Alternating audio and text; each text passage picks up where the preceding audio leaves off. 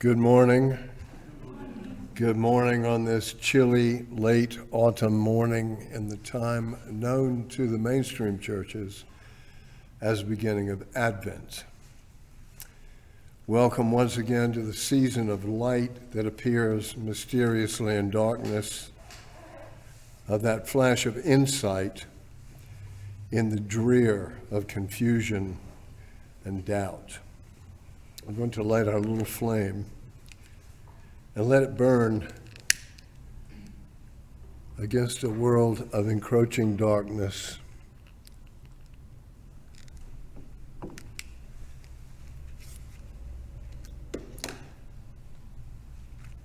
And let it burn with our hopes and our trust that we may find this morning even something that is our birthright.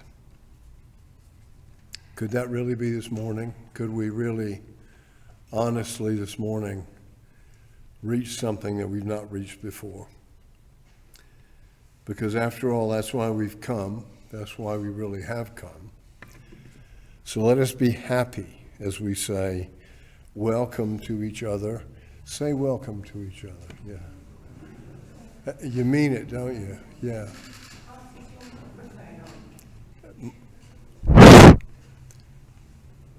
No. Shall I put it on? Okay. Do you know how to do it? All right, I'll go off camera for a minute. Let him play something. I'll fix it. We can actually start now. Should you start singing?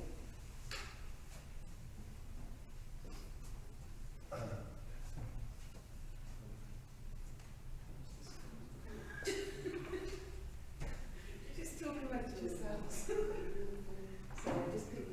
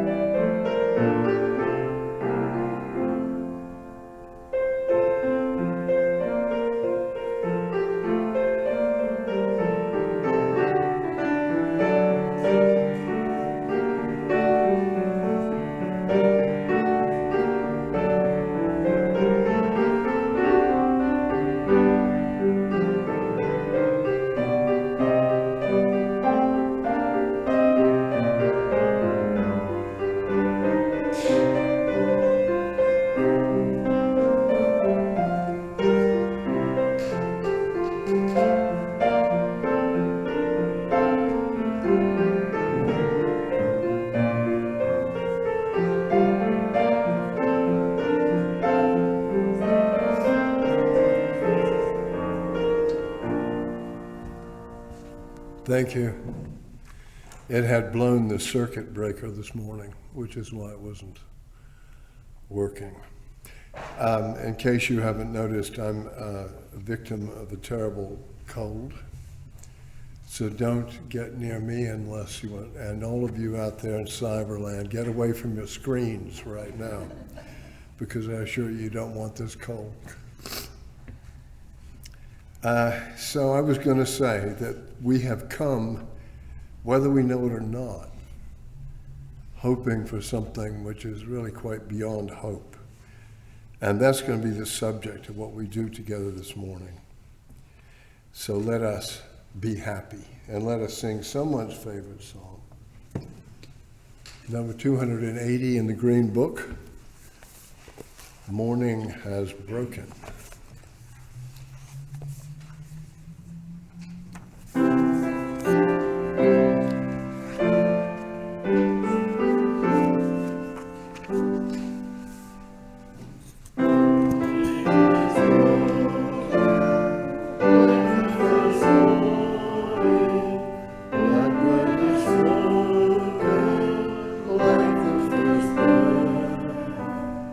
Praise for the same.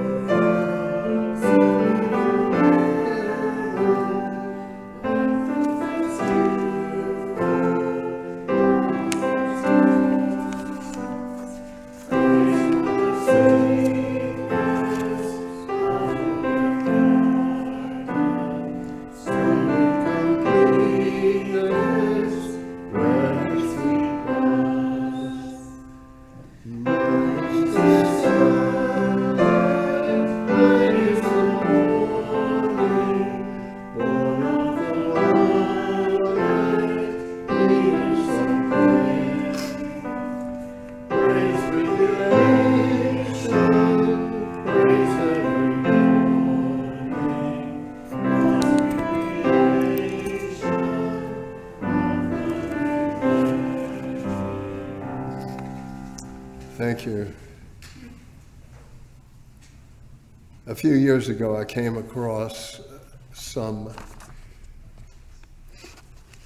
personal words from mostly Unitarians who had had an interesting experience, usually quite unexpectedly, an experience which you might want to call mystical, something that happened to them.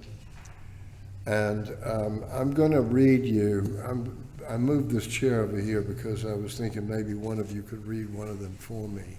If anybody feels like reading, then let me know. You read? Okay, I'll give you one.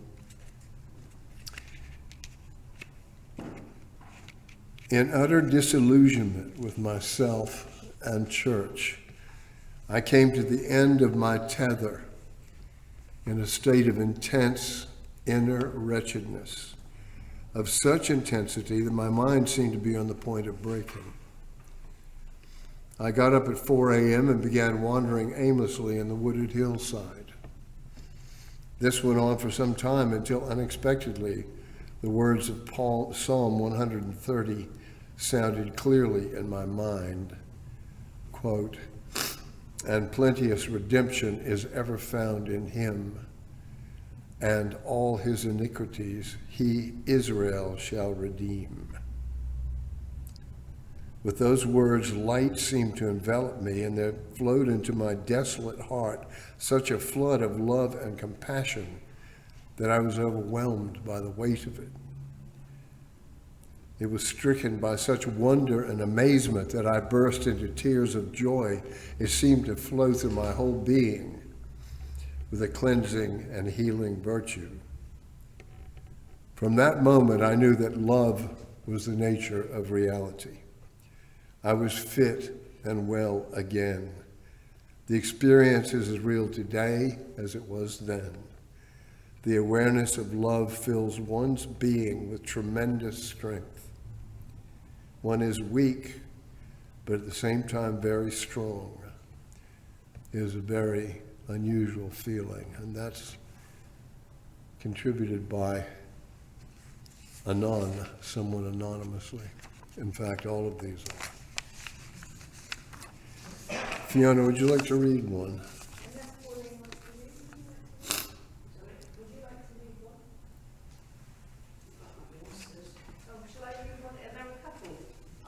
Yeah, there are two. So why don't you read one as well? Okay, yours Yeah. will be there and there. Okay. Okay? From here, Yeah, in 1956. that's it. Let me give you the microphone. This microphone.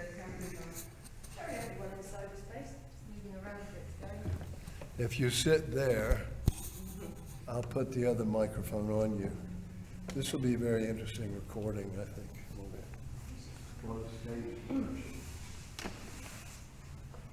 Can everybody hear me? Okay. Oh, it's all right. I'm sure this is fine. No? No. Not for We've got added technology. That's for the recording, Okay. but this is for the For everyone else. Yeah. And the batteries are dead. It's just one of those techie days, eh? They're last changed by law. Oh. It's all right. I'll shout. Speak up. I'll speak out. Shout if you can't hear me. Okay, this is the second story. In 1956, at the age of 23, my husband and I were walking the cliff path from St Ives in Cornwall to Zenop. It was a bright sunny day in September, bright, but not a garish midsummer sun. My husband was walking his usual 40 yards ahead and disappeared over the brow of an incline, so to all intents and purposes I was entirely alone. Although there was no mist, the light seemed suddenly white and diffused, and I experienced the most incredible sense of oneness, and at the same time knew what it was all about, it being existence. Of course, seconds later, I hadn't the faintest idea what it was all about. However, it struck me that the oneness was in part explained by the sensation that the air and space and light was somehow tangible. One could almost grasp it, so that there was not a space which stopped because my human form was there, but my form was merely a continuity of the apparently solid space. The experience was unbelievably beautiful, and I will never forget the quality of that bright white light. It was awesome. And on.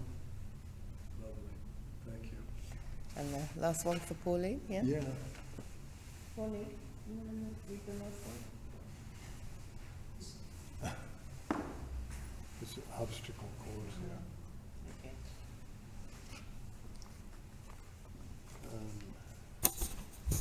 Okay. Is it big writing? Big enough. You need my glasses?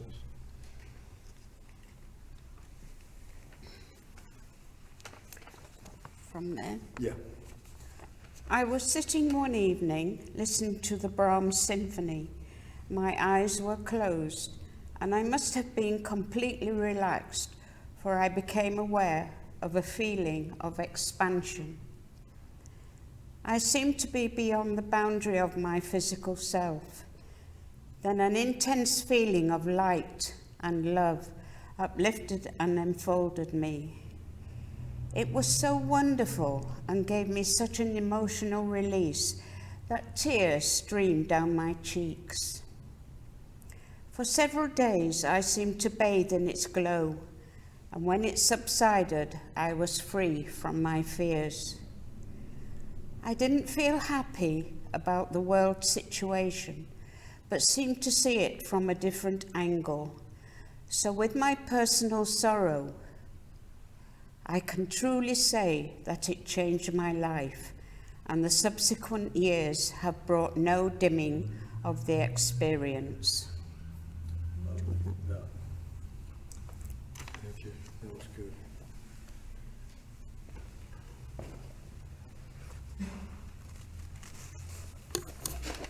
Thank you. Wow, two excellent readers. I'm pleased. Has anybody ever had an experience like that? Anybody here ever have? I have had an experience like that. And they're more common than you might suppose. And traces of them go right back through history. In a few minutes, I'm going to read you something that the poet William Wordsworth said about them. In the meantime, let's hear some beautiful music.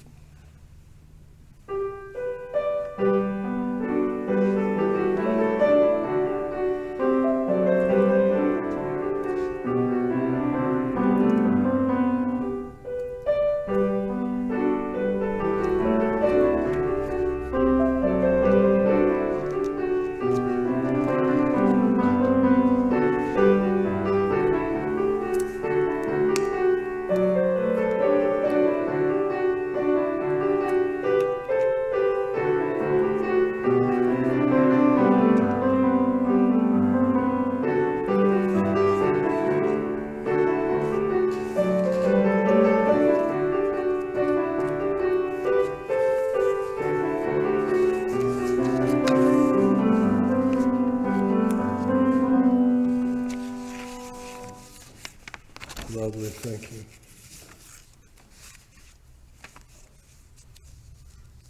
Following on from those anonymous accounts,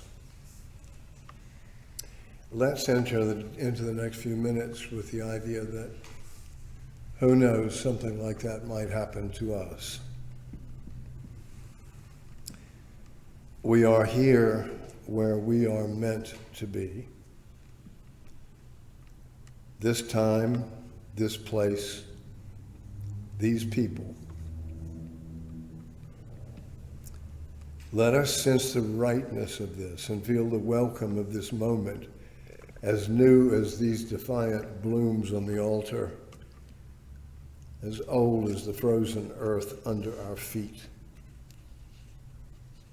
Let us settle into the embrace of this meditation without fear or reluctance, for this is our time.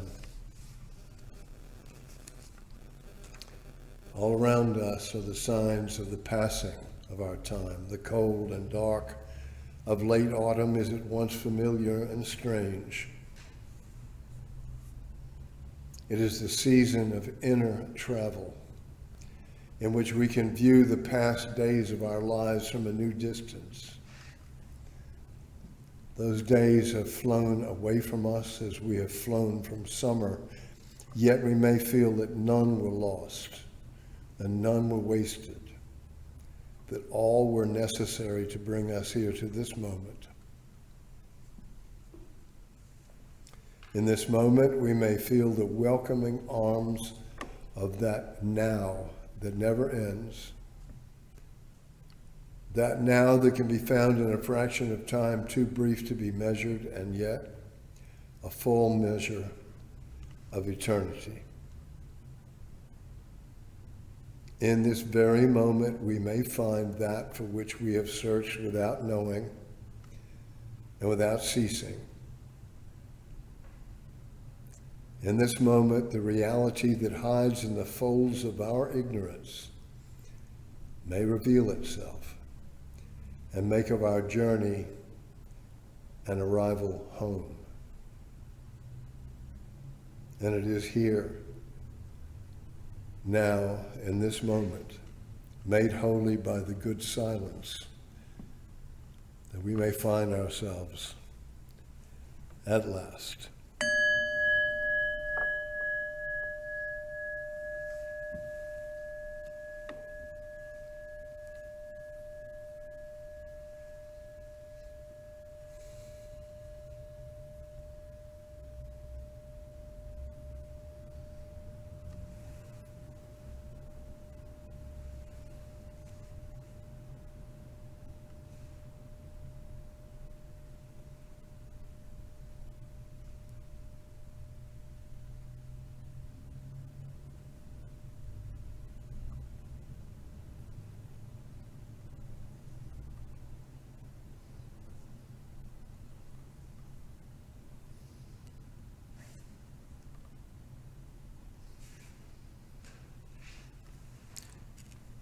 Bright Spirit, here's what we ask this morning.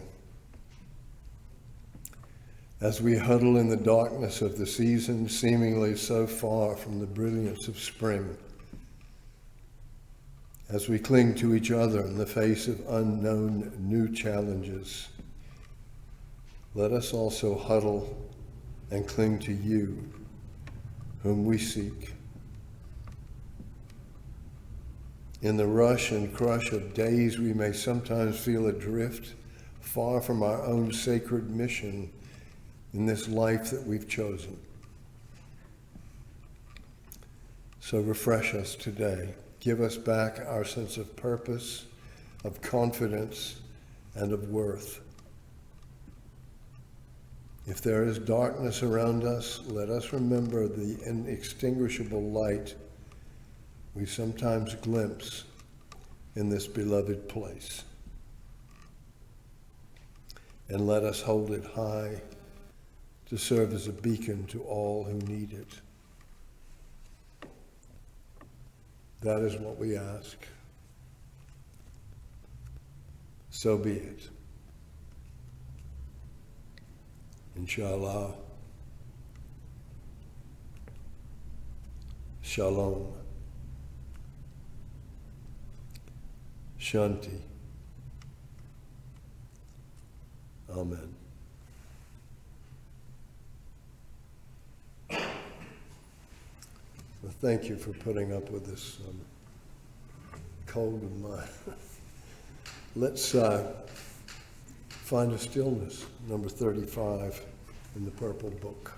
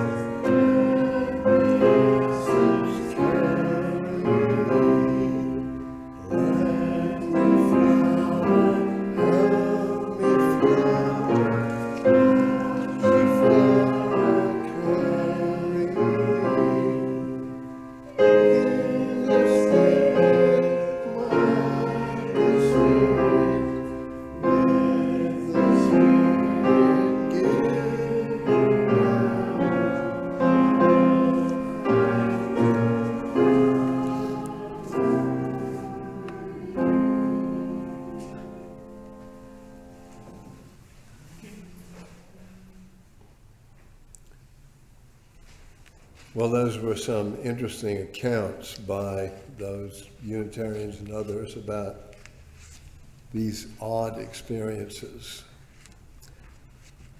Moments in which the ordinary experience of life have given way to an insight that somehow seems to link the present to the eternal. And when those moments occur, it's usual to experience, well, just look at what they've said, a burst of joy, coupled with the fleeting knowledge that there is a reality beyond the pedestrian details of life in which we're so constantly mired. Hearing those voices reinforces something that I've long thought, that there is a kind of wisdom at work all around us, or within us, or both, that we are usually not aware of. And just occasionally, the curtain can part a little bit, and we can get our bearings with a new fixed point.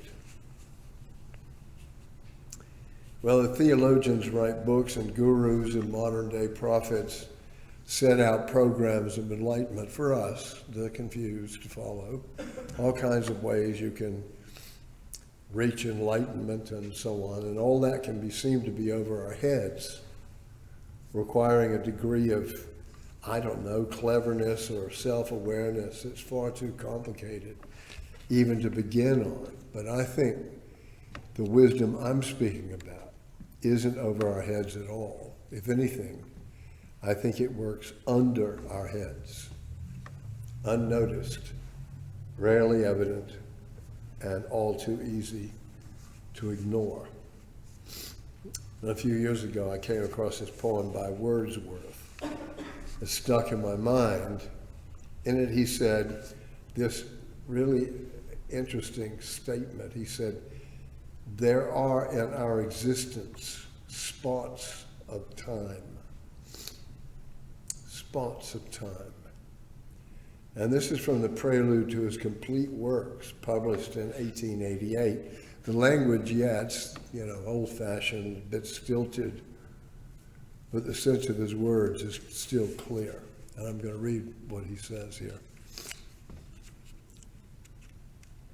There are in our existence spots of time that with distinct preeminence retain a renovating virtue, whence depressed by false opinion and contentious thought, or aught of heavier or more deadly weight in trivial occupations, and the round of ordinary intercourse, our minds are nourished and invisibly repaired.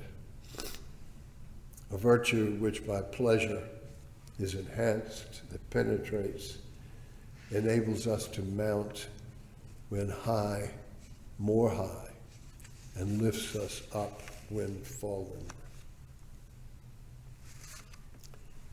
Spots of time. It's almost as if to say that there is something that just occasionally is visible through this curtain of ordinariness. We're talking about brief moments when the muddle of our thoughts and preoccupations can give way to a state of calm, maybe even, as in those statements, joyous awareness. They can occur when somebody says it does something near us. It can happen here, for that matter. They can happen while viewing a mountain sunrise, a walk by the sea. Sometimes they occur in great stress when they appear as a clear rescue from unbearable circumstances, like a rope down a dark well. Sometimes they appear in music, and sometimes they just happen by themselves. The theologian Karen Armstrong relates them to the Greek word ekstasis, which means to step outside yourself, moving from the small self to another point of view, which also represents who you are, but which isn't tied to the limits that we normally impose on ourselves. Some people might call that the ego, but ego just means I am. And to me, at least, those moments of ecstasis seem also to be who I am, but in a much clearer and wiser way. Well, these little spots of time have appeared in all the mystical literature down the ages. In Hebrews scripture, we got this example from 1 Kings, when Elijah is hiding in a cave from his enemies. He's really made a mess of his political career. He's on the run.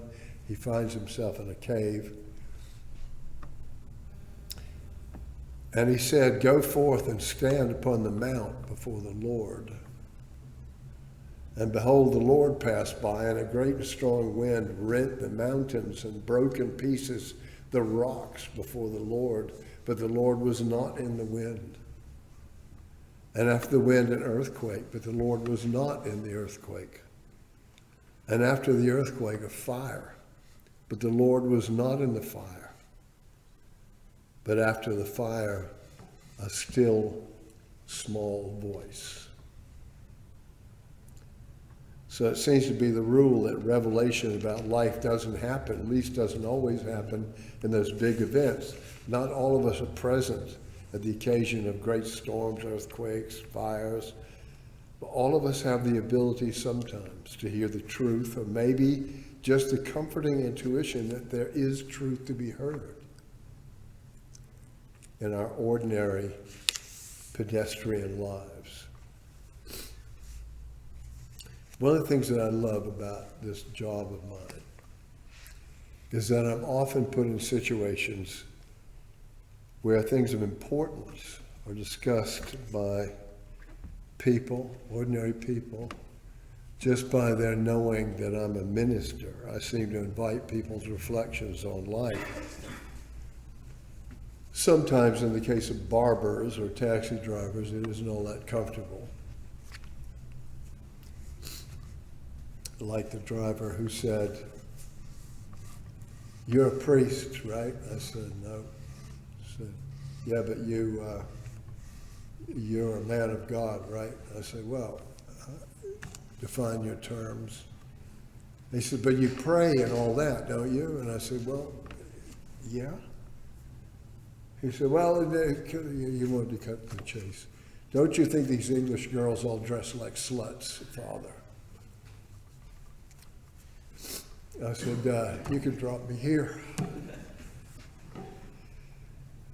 One day when I was minister in the Kensington church, where I was before here, I was performing a house visit with this wonderful old lady. She was there to collect. I was there because she wanted to get her funeral service all sorted out. I was about to leave. She suddenly said, "I guess here's one thing I ought to ask you before you go. Do you believe in life after death?" Now, can you imagine? You ask a minister of religion, "Do you believe in life after death?" It took me by surprise, and before I had time to think, I heard myself saying this. Maybe it was one of those little spots of time, I don't know. I said, "Yes, I do, and I think we're already living it." I was in one of those spots of time, all right. It was as if a whole bunch of little tumblers had come together in some kind of lock in my head. And the door had swung open. I think we were both startled for a second, and then I started to speak as much to myself, to be honest, as to my friend. And here's what I said. "I believe that who we really are has always existed before our birth, during our lifespan, and after we die. I think the reason we don't realize it while we live is because we're too busy being merely our limited selves to feel who we truly are. I think that's the reason for prayer, meditation, poetry. It puts us just that little bit in touch with our real selves. I think it is the only valid reason for what's called ethics and morality. Doing harm to others is doing harm to one's true self. And I think people like Jesus and Buddha remind us of our true selves. And this is why we deify them. I think that what we call love is a visible sign of that invisible reality. That loving is feeling the underlying oneness of everything. So for me, the word ecstasis, as used by Karen Armstrong, means being in touch with a self that is indeed also you. In fact, more you than you are, if you catch my drift. A self that isn't normally accessible to us as we go around in life boiling cabbage and ironing shirts and even going to church to listen to sermons. The search, you might say, the longing to be engaged with this truer version of ourselves is what turns us in the first place towards religious activities, makes us write songs and go hiking and fall in love.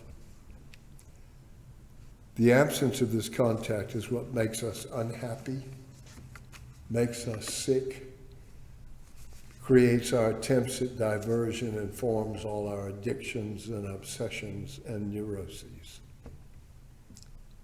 We lurk in a self-created story about ourselves, and we anchor it down with the trivia of daily life. We find friends who will conspire with us in making things normal because that somehow seems safer to us. We'll do almost anything to ward off emergency, even though emergencies often teach us things we need to know. By doing so, we make a rather confining nest for ourselves and make unlikely the occurrence of those little spots of time. But I prefer to call it the brief emergence of our real selves.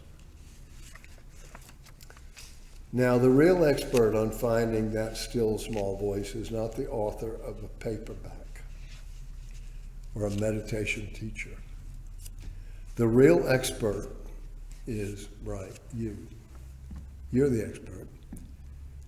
It's a bit like that old game of hot and cold, you know the one I mean? Somebody picks an object, and when you get closer to it, they say you're getting warm, you're getting warm. And when you move away from it, they say you're getting cold, you're getting cold. You know in yourself when you're getting warm, when you're getting close to something that is real, that really has meaning. If you play hot and cold with yourself, you might find what you're looking for. It does require a bit of honing of your attention, but it's probably surefire in the long run. So what I say is, if long hikes up mountain trails don't work for you, don't do it. If drinking carrot juice and making your body flexible doesn't work, don't do that either. If going to church doesn't help, don't go. Well, I don't know what works for you, and I'm not 100% sure what works for me, but one thing I can say, remembering those little spots of time and remembering the times that I have myself come across them is a kind of path by itself. Even more, expecting them to occur at any minute, going around as always, but with a certain little, as the Quakers put it, a little stop in the mind. I know some people who remember one of the names of God every time they look at their wristwatches. I believe that if we could keep the attention ready to experience the truth, that we would experience it. But what makes me want to sing and laugh is not the thought that I could one day have the full awareness of my true self at every minute. That's an exalted ambition.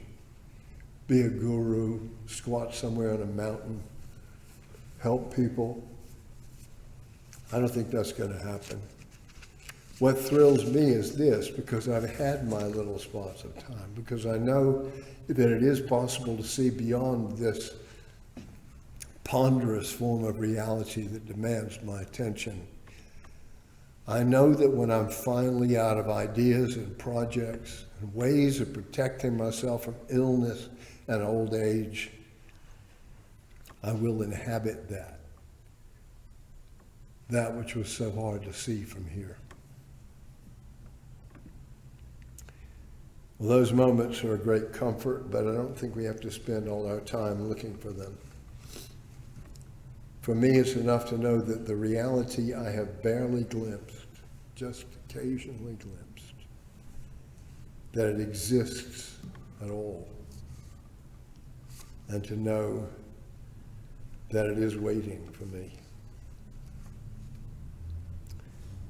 That's the little spot of time. That's the sweet spot. Amen.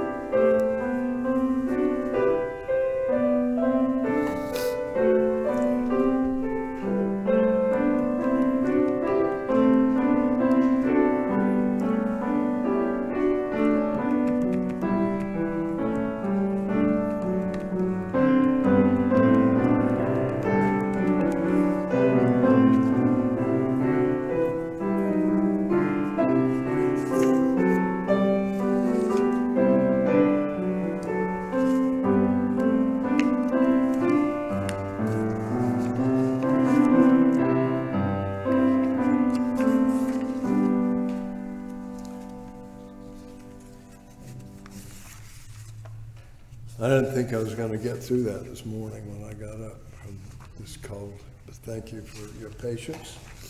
I wonder how people out there in cyberland are going to look at it. The sad news is that our good friend, former committee member Joe Adams, died last week, and his funeral is going to be Wednesday at 1 o'clock at Croydon Unitarians for anybody who wants to go. I should go. I spoke to Debbie. He was nearly 90. I didn't get his exact age, but for such a big and hearty man, I mean, he had a very long life. And we liked him. We really liked old Joe. So I think I'll go and pay respects. The plans for the warm place are moving along, but I think we have to do even more now. I think we have to do something about the heating and sort out various things that we intend to do and decide exactly how we're going to drum up business. There are adverts in Pulse, iPulse, the district magazine, and also in the national magazine, which comes out this week. And we may be hearing from people who want to help us out with that. We're looking for someone in particular to act as a kind of semi-caretaker host of the Warm Place mornings. Rainbows Across Borders are rehearsing today, and they are going to perform at our Christmas service, our carol service, which is the 18th of December. Don't miss it. We'll have some goodies here. I would like to have some like Christmas cake and stuff like that. We'll think about you, Fiona, over there in Geneva. They have Christmas over there, I believe. The Swiss aren't entirely without. I wouldn't have anyone to share it with. No. We'll fly back for the weekend. Yeah. Yeah, because Fiona has to move to Switzerland. Yes. Is there anything else I need to point out? Can I please have newsletter contributions to Croydon Unitarians newsletter at gmail.com ASAP, please?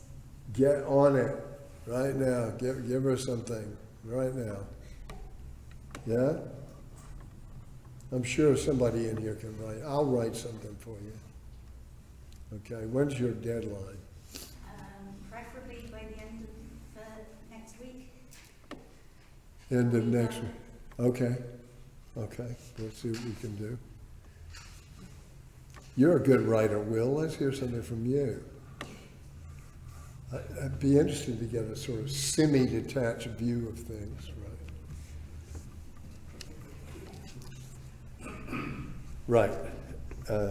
Let's all get our wallets out now and give some contributions, and then we'll go have coffee. Good coffee is back because Freddie's back. It's not that difficult.